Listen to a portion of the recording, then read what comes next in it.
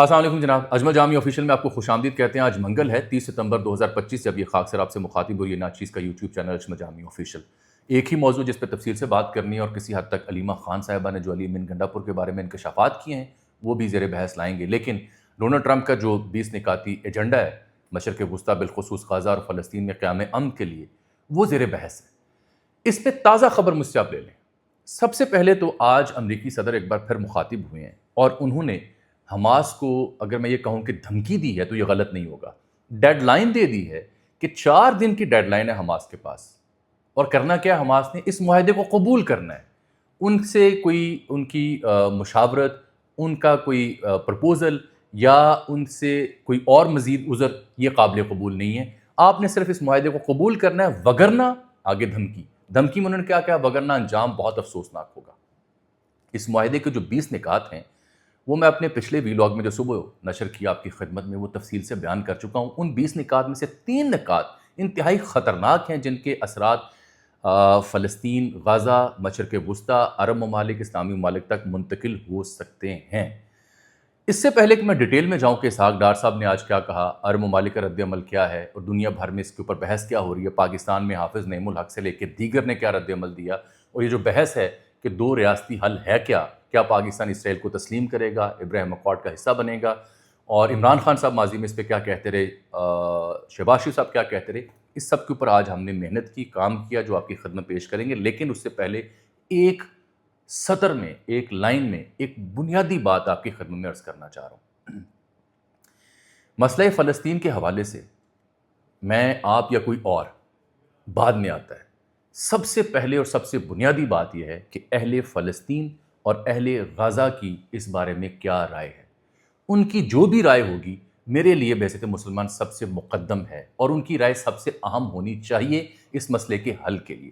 اسی لیے میں کل سے عرض کر رہا ہوں کہ اس معاہدے میں، اس منصوبے میں اہل فلسطین سے مشاورت کس حد تک کی گئی، یہ سوالیہ نشان ہے۔ اب آ جائیں جو آج ڈونلڈ ٹرمپ نے تازہ دھمکی دی کہ 4 دن کے اندر آپ نے، حماس نے یہ منصوبہ قبول کرنا ہے، وگرنہ ان کا انجام بڑا افسوسناک ہوگا۔ حماس کو ڈیڈ لائن دے دی گئی ہے اور ساتھ دھمکی دے دی گئی ہے 4 دن کے اندر آپ نے یہ کام کرنا ہے۔ اب 2 چیزیں اور مجھ سے سنیے۔ کل جب نیتن یاہو نے گفتگو کی، کچھ چیزیں ایسی جو میڈیا کے لینس پہ اس طرح سے نہیں آئیں، تو اس نے کہا کہ ہم فلسطینی ریاست کی سختی سے مخالفت کریں گے اور غزہ کے بیشتر حصوں میں ہماری فوج موجود رہے گی۔ اگر حماس نے منصوبہ رد کیا تو اسرائیل اپنا کام مکمل کرے گا، اور آج ٹرمپ نے بھی اس کی تصدیق کر دی۔ پھر اس نے کہا کہ غزہ اسرائیل کے لیے کبھی خطرہ نہیں بنے گا، اس چیز کو ہم یقینی بنائیں گے۔ اس کا مطلب ہے کہ اگر حماس یہ شرائط نہیں مانتی، دے ول گو آل آؤٹ۔ یہ خطرناک پلان تھا نیتن یاہو کا جو آج اس نے منظر عام پر وہ لے کے آیا۔ ٹرمپ کی جو تقریر تھی وہ اب بڑی قابل غور ہے۔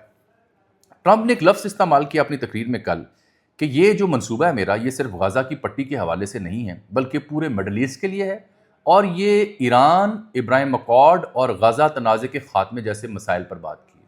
یعنی براڈر سینس میں ڈونلڈ ٹرمپ یہ بتا رہے ہیں کہ صرف غزہ کے مسئلے کے حل کے لیے 20 نکات میں نے پیش نہیں کیے، بلکہ نیتن یاہو کے ساتھ مل کے، عرب اسلامی ممالک سے مل کے ابراہیم اکارڈ کی جو بات کی جا رہی ہے اور ایران کے ساتھ جو معاملات ہیں ان پہ بھی سیر حاصل گفتگو ہوئی ہے۔ تو سب سے پہلا سوال اہل پاکستان کے ذہن میں یہ آ رہا ہے کہ کیا پاکستان اسرائیل کو تسلیم کرے گا؟ جو ابھی تک کی اطلاعات ہے اس کے مطابق نہیں۔ اگر 2 ریاستی فارمولہ سامنے آ بھی جاتا ہے تو اس کا مطلب یہ نہیں ہے کہ پاکستان اسرائیل کو تسلیم کرے گا، اور پاکستان کی سرکار یہ کہہ رہی ہے کہ 7 سے 8 ممالک دیگر اور بھی ہیں جو ہماری جیسی رائے رکھتے ہیں۔ یہ 2 ریاستی فارمولے کے اوپر جو اعتراض ہو رہا ہے اس کی تفصیل میں آگے جا کے آپ کو بیان کرتا ہوں، لیکن فی الحال اسحاق ڈار صاحب کا تازہ رد عمل سنیں۔ وہ یہ کہتے ہیں کہ اسرائیل اور تمام عرب ممالک نے اس معاہدے کو قبول کیا ہے، 8 میں سے 1 ملک ایسا ہے جس نے حماس کی ضمانت دی ہے کہ حماس اس معاہدے کی مخالفت نہیں کرے گا۔ اب سوال یہ پیدا ہوتا ہے کہ حماس کا رد عمل کیا ہے؟ حماس نے رائٹرز نامی جو ادارہ ہے اس کے ساتھ ان کے ایک اہلکار نے گفتگو کی ہے اور کہا ہے کہ میرا نام نہ شائع کیا جائے۔ اس نے کہا جی ہمیں کچھ وقت دیا جائے، بظاہر اس معاہدے میں ہماری رائے یا اہل غزہ کی رائے شامل نہیں کی گئی اور لگ رہا ہے کہ زبردستی ہم پہ یہ منصوبہ تھوپا جا رہا ہے، تو ہمیں کچھ وقت دیا جائے۔ لیکن آج ڈار صاحب نے سب سے ایکسکلوسیو خبر دے دی اپنی پریس کانفرنس میں کہ 8 میں سے 1 ملک ایسا ہے جس نے حماس کی گارنٹی دی ہے کہ وہ اس معاہدے کو قبول کر لیں گے. یہی وجہ ہے کہ پھر تمام اسلامی ممالک بشمول پاکستان نے اس معاہدے کے حق میں بیان دے دیا کہ ضمانت انہیں ملی ہے. میری انڈرسٹینڈنگ یہ ہے ناقص کہ اگر آپ سوچیں وہ کون سا ملک ہے تو ظاہری بات ہے وہ پاکستان تو نہیں ہو سکتا جو حماس کی گارنٹی دے, یا ایران یا سعودی عرب تو نہیں ہو سکتا. میرا خیال ہے کہ یہ قطر کے بارے میں اشارہ ہے, کیونکہ قطر میں ہی حماس کے مذاکرات کار موجود رہتے ہیں اور قطر کو ہی ضمانت دی گئی معافی مانگنے کے بعد کہ اگر مذاکرات کار وہاں موجود ہے تو وہ رکھ سکتے ہیں. ایک کہانی یہ ہو گئی. اب ٹونی بلیئر کے حوالے سے جو بات ہو رہی تھی اس میں آج اسحاق ڈار صاحب نے کہا کہ ٹونی بلیئر اگر نہیں تو کوئی ان جیسی معزز شخصیت آ جائیں گے نظام سنبھالنے کے لیے. حالانکہ امریکہ کس اوپر چھتر چھایا رہے گی, فلسطینی اتھارٹیز میں کس حد تک رہے گی, اور جو بفر زون قائم کیے جا رہے ہیں اسرائیلی فوج کب ود ڈرا کرے گی, اس کا تعین نہیں ہے اس میں. میں نے آپ سے عرض کی تھی کہ ٹونی بلیئر کے بارے میں جارج گیلووے نے کل ٹویٹ کیا تھا اور اس نے بتایا یہ ٹونی بلیئر کا منصوبہ ہے بنیادی طور پر, اس کا بڑا کام ہے اس سلسلے میں. ٹونی بلیئر کے بارے میں جارج گیلووے نے کہا تھا کہ لگتا ہے کہ شیطان کہیں اور مصروف ہے, اس لیے اس کی عدم موجودگی میں نیتن یاہو اور ٹرمپ کو ٹونی بلیئر کی یاد آئی. اس نے اسے شیطان کے پیرلل کھڑا کیا تھا. تو مجھے نہیں معلوم کہ ایک ایسا شخص جس نے عراق وار میں, عراق انویژن میں کیمیائی ہتھیاروں کا جھوٹ بولا اور وار کرمنل ڈکلیئر کیا عرب ممالک نے, اس کو غزہ کا انتظام کیوں دیا جا رہا ہے. یہ سب سے بڑا اعتراض ہے. آگے آ جاتے ہیں ہم کہ آج سینیٹر عفنان اللہ, خواجہ سعد رفیق اور میاں جاوید لطیف, مولانا فضل الرحمان, حافظ نعیم الرحمان, ان سب نے کھل کے تنقید کی اس معاملے کے اوپر. سینیٹر عفنان اللہ نے کہا کہ only a fool would trust Netanyahu, کہ نیتن یاہو پہ ایک بے وقوف شخص ہی اعتبار کر سکتا ہے. تو میں نے تو اوپر تبصرہ کیا کہ یعنی آپ اپنی قیادت کو فول کہہ رہے ہیں جنہوں نے اعتبار کیا. خواجہ سعد رفیق نے کہا غزہ میں جارے اسرائیل کے ہاتھوں فلسطینیوں کا قتل, اسے روکنے کے لیے جو پیش کیا گیا منصوبہ ہے اس کے اوپر انہوں نے تبصرہ کیا ہے جرم ضعیفی کی سزا مرگ مفاجات کے مترادف ہے. ٹھیک, یہ انہوں نے کہا کہ بے بسی کا عالم یہ ہے. میاں جاوید لطیف صاحب اس پہ بولے ہیں, چودھری فواد حسین بھی, لیکن سب سے اہم بات جو کی وہ اسد عمر نے کی. اسد عمر نے 7 سوال اٹھائے ہیں. پہلا سوال وہ یہ اٹھاتے ہیں کہ اس پلان کے مطابق غزہ کو ڈی ریڈیکلائز کرنا ہے, غیر عسکری کرنا ہے. تو یہ جو منصوبہ ہے کہ غزہ ہم نے غیر عسکری کرنا ہے, اس کا اطلاق اسرائیل پر کیوں نہیں ہو رہا؟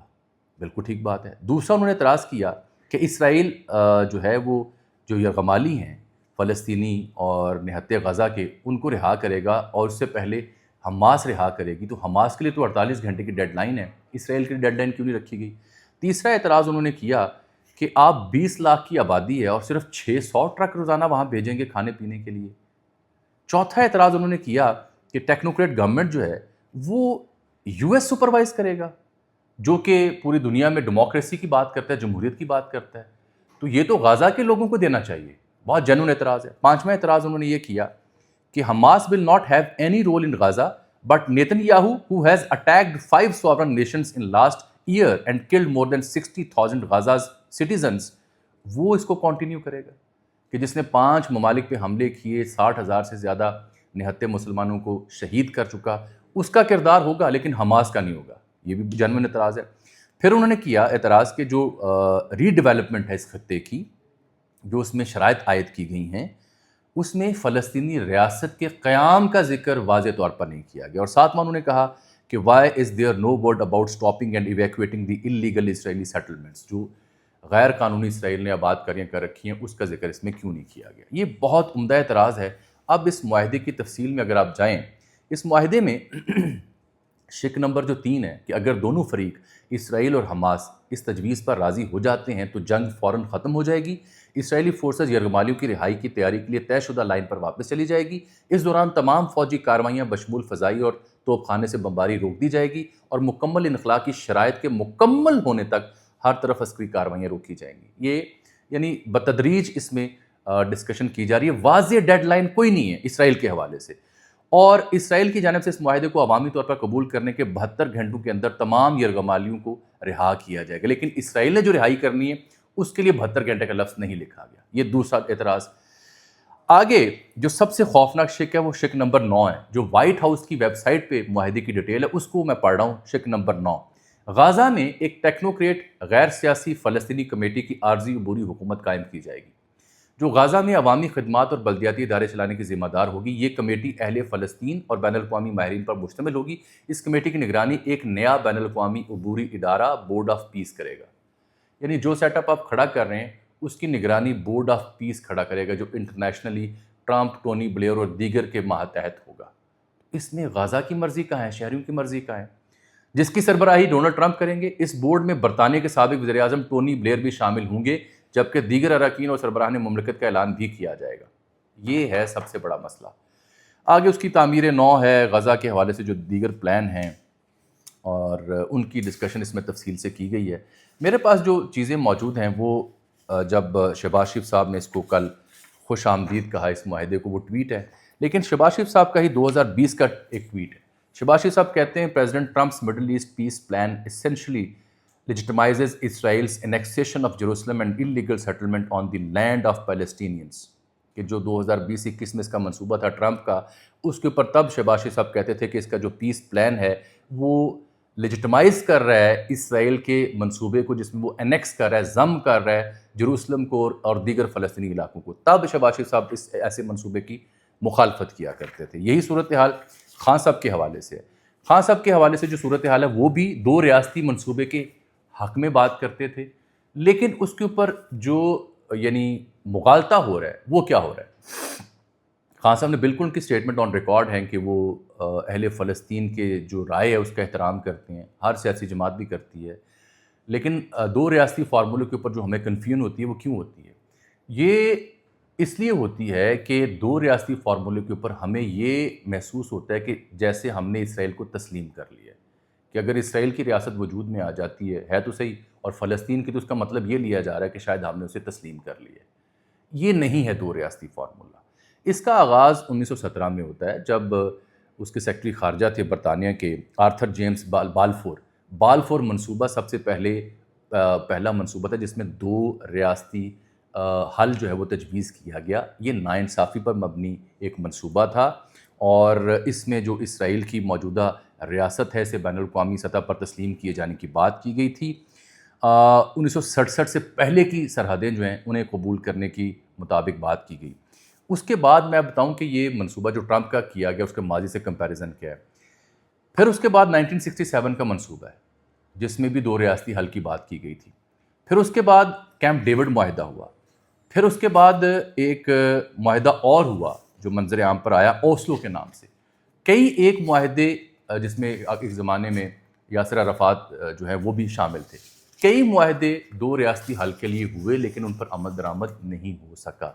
فی الفور سب سے بڑی ٹینشن یہ ہے کہ اگر عرب اسلامی فورسز وہاں جاتی ہیں، انڈونیشیا بھی فوج بھیج رہی ہے، تو کیا پاکستان کی فوج جائے گی؟ میری اطلاعات یہ ہیں کہ شاید نہیں، عملی طور پر نہیں جائیں گے۔ وہاں پہ پولیس کو ٹرین کرنا ہے۔ ان کی موجودگی میں اگر اسرائیل نے حملہ کیا تو کیا براہ راست اسلامی عرب ممالک کو اسرائیل کے ساتھ جنگ میں دھکیلنا تو نہیں ہے؟ ٹرمپ کو جلدی اپنے نوبیل انعام کے لیے ہے، یہ سادہ سی کہانی ہے۔ اسرائیل کی گارنٹی اور ایشورنس کون دے گا؟ ہمارے ہاں تو ہم کہہ رہے ہیں نا کہ حماس کی ایشورنس جو ہے وہ دینے کو تیار ہے ایک عرب اسلامی ملک یعنی قطر۔ نیتن یاہو کی ایشورنس کیا ٹرمپ دینے کو تیار ہے؟ اس کا جواب میرے پاس موجود نہیں ہے۔ اس پر ایک ہی میری آخری رائے، اہل فلسطین کو فیصلہ کرنے دیں کہ انہیں یہ معاہدہ قبول ہے یا نہیں۔ آخری بات کہ کیا یہ تمام اسلامی اور عرب ممالک مل کے 2 سالوں میں اسرائیل کا ہاتھ روک سکے؟ جواب ہے نہیں۔ قتل عام روک سکے؟ جواب ہے نہیں۔ ان کے پاس دلیل یہ ہے کہ اگر ایسے ہم طاقت کے ذریعے روک نہیں سکے تو اب شاید اس منصوبے کے ذریعے روک سکیں تاکہ مزید قتل عام نہ ہو۔ یہ ایک دوسری دلیل ہے۔ علیمہ خان صاحبہ نے یہ کہا ہے کہ کل جو علی امین گنڈا پور جا کے ملے جیل میں تو انہوں نے خان صاحب سے کہا کہ علیمہ خان ایم آئی سے رابطے میں ہے، جو برطانوی ایجنسی ہے خفیہ۔ دوسرا الزام لگایا کہ سارا سوشل میڈیا میں مینیج کر رہی ہوں۔ تیسرا الزام لگایا کہ میں پارٹی چیئرپرسن بننا چاہتی ہوں۔ یہ علیمہ خان صاحبہ نے بتایا کہ کل علی امین جب عمران خان صاحب سے ملے تو انہوں نے میرے خلاف یہ 3 شکایات لگائی ہیں، اور وہ میں نے ٹویٹ کی صورت میں ویڈیو آپ نے ٹویٹر کے اوپر لگا دی ہے، جس نے دیکھنی ہو وہاں جا کے دیکھ سکتا ہے۔ یہ تو ہم ایک عرصے سے کہہ رہے تھے کہ علی امین گنڈا پور ہوں، علیمہ خان صاحبہ ہوں، پارٹی میں دھڑے بندی ہیں، ایک دوسرے کے اوپر الزام لگائے جاتے ہیں۔ لیکن اہم بات یہ ہے کہ کل علی امین گنڈا پور جب مل کے گئے تھے جیل سے تو اس کے بعد وہ جو خیبر پختونخوا ہاؤس ہے اسلام آباد میں، وہاں چلے گئے، کمرے میں آرام کیا، کسی سے ملے نہیں اور پریشان دکھائی دیے، فون نمبر بھی ان کے بند تھے۔ ان کے ذمہ ایسا کیا ٹاسک لگایا گیا جس کے بعد وہ پریشانی میں مبتلا ہوئے، اور آج علیمہ خان نے جو دھماکہ کیا ہے اس کے اثرات علی امین پہ کیا ہوں گے، یہ اگلے ولاگ میں ڈسکس کریں گے. فی الحال کی مجھے اجازت دیجیے. اللہ حافظ.